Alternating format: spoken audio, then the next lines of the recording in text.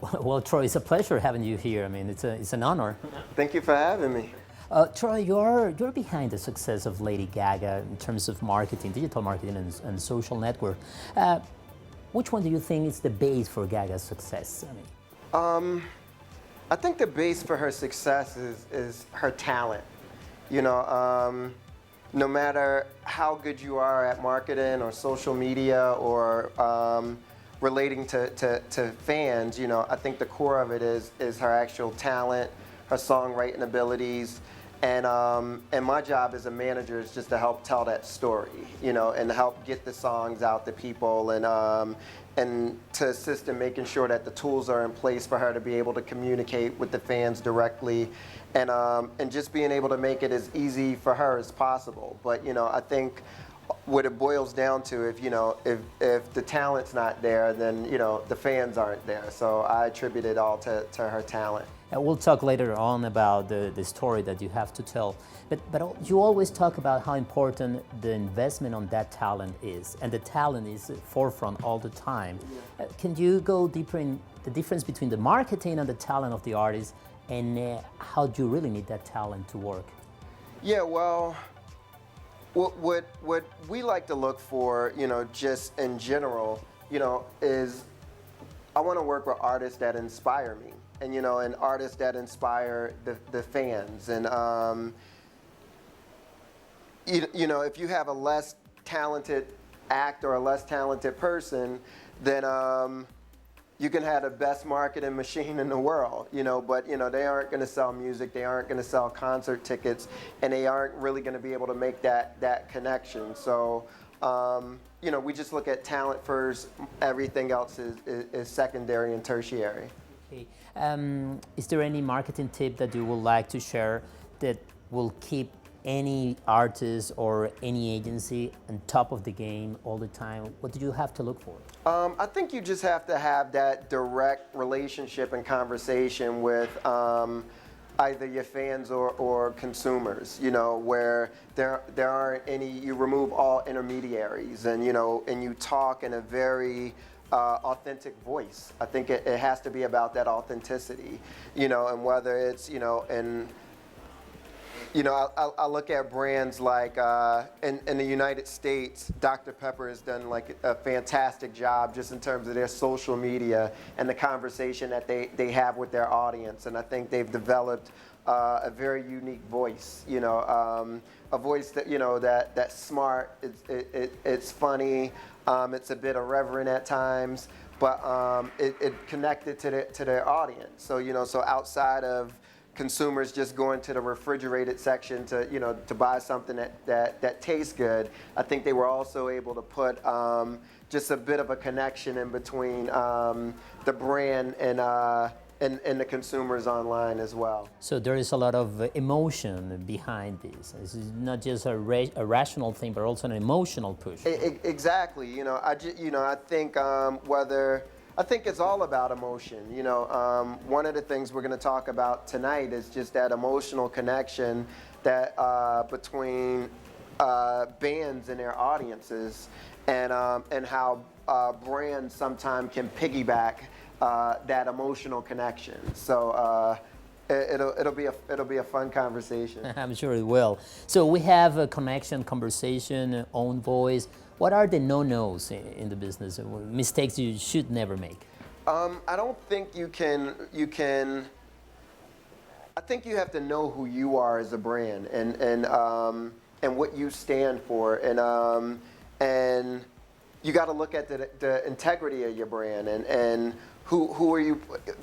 Even down to, I think once you have a basic understanding of the DNA of your brand and what it means, it helps you pick distributors, it helps you pick third-party operators, it helps you pick the celebrities that come on board and endorse it, and it helps you define your voice. So I think it's all digging down into the integrity of the brand. Is this something that you knew from the start, or was there any advice along the way that helped Troy to get to these conclusions and to do all you have done so far? Well, I don't even think I have an ultimate conclusion yet, because I'm learning every day. Digital And technology is, it pushes forward every day. Is new technology every week, and I spend a lot of times with in Silicon Valley with incredibly smart founders. I spend a lot of time with artists, and and learning about art and learning about marketing from them. I probably learned more from my relationship with Gaga than I learned, through sitting down with Fortune 500 CEOs. So, so I think it's an ongoing education. And this education involves a lot of uncertainty, chaos. It's a constant flux. This is something that you have talked a lot about it. Tell me how it translates into your work. Well, I think you have to be comfortable with living in flux, and I think you have to be comfortable with also having the ability to call an audible, because you thought something was going to work one way, and all of a sudden you found out that it's going to work a lot different. So you got to be able to change plans quickly. So and having an agile organization, or if you have a large organization, being able to have agile units within that organization that are able to move quickly, I think that gives you a competitive advantage. And we have talked about the digital media. What will happen with traditional media in this context that you are describing?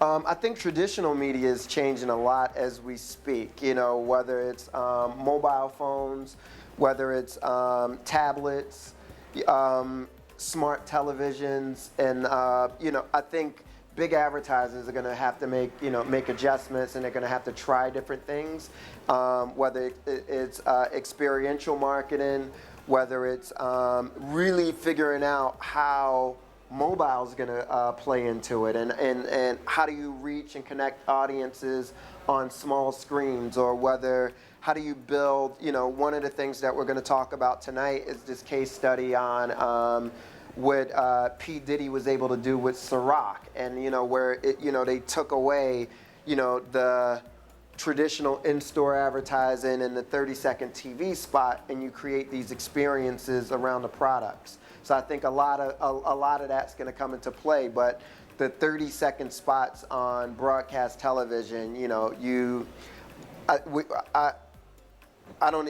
it's not like I'm even predicting it. We're seeing this shift now moving, to other mediums now. But Troy, talking about the predictions, is key to being able to identify trends in the industry. Mm-hmm. Is there any secret of how you can really see the trend coming, or at least, right there, ready and ripe to take it?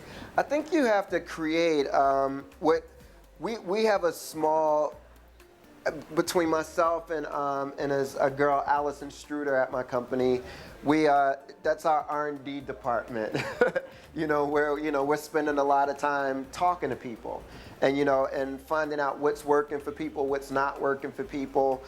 We stay really close to the conversations that fans are having, and we ask a lot of questions. So being very curious and inquisitive about what's happening. So I think you got to almost have a curiosity department within your company that's going out and sitting down with people and asking a lot of questions. The music industry, we ended up being the canaries in the coal mine, and we got caught with our pants down. And it really, we watched technology disseminate a lot of value in the industry. And over the last 3 or 4 years, it's been really highly concentrate efforts of building that value back up. But with that lesson, we learned a valuable lesson. So instead of living in fear of change, it's embracing change and being part of change as well. And do you think these changes have empowered the artist himself or herself in terms of the connection? Absolutely. You now what we're seeing is we're learning how to remove third parties from that conversation. Prior to a few years ago, artists weren't able to really understand who the audience was. There was always someone in between a transaction. So, if you ask the music industry who your customer was, they would say Best Buy, Walmart, Target, big box retailers, or iTunes, opposed to saying, it's John Stevens, who lives in Sweden, who listened to the music at 12 o'clock, 3 o'clock, 4 o'clock. This is the music that he listened to. This is where he purchased it from, or this is where he streamed it from, and really being able to get specific data about who that customer or who that fan is. And so I think over the next few years, we're really going to be we're going to see a lot of rich data mining around consumers. Let's talk a little bit about social media. I would like you to polish your crystal ball and tell me which of these social medias that we have now, these outlets, will stay and why. Well, I think, I guess the answer is I don't know. Because that's the honest one. Yeah, that's the honest answer, because it's no one could have predicted that Facebook was going to have the power that they have, or Twitter was going to be the platform that it became, and I would say my prediction is we're going to see these very niche verticals. And what we're doing right now, with littlemonsters.com, for instance, this isn't about the quantity of users on the platform, where Gaga has close to 60 million users on Facebook and 31 million followers on Twitter.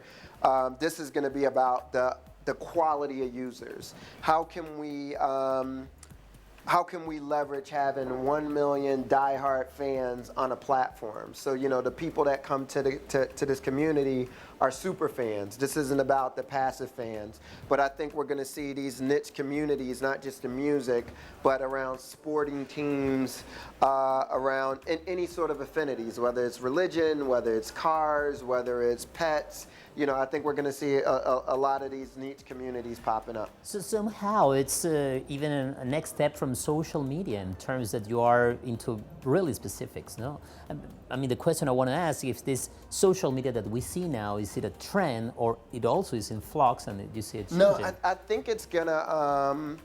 I think Facebook's become the telephone company, so where they're just, they're the electricity company, they're the pipes. So, so for us, it was, when we launched littlemonsters.com, we went and we sat down with Facebook first, and we talked to them about it, and, and it was important to us, and it also was important to them that we integrate the two platforms, so we're not sitting on an island. So our platform is also integrated into Twitter and into Facebook as well. So, as you're updating on littlemonsters.com, you also have the possibility for it to be able to go throughout your social graph.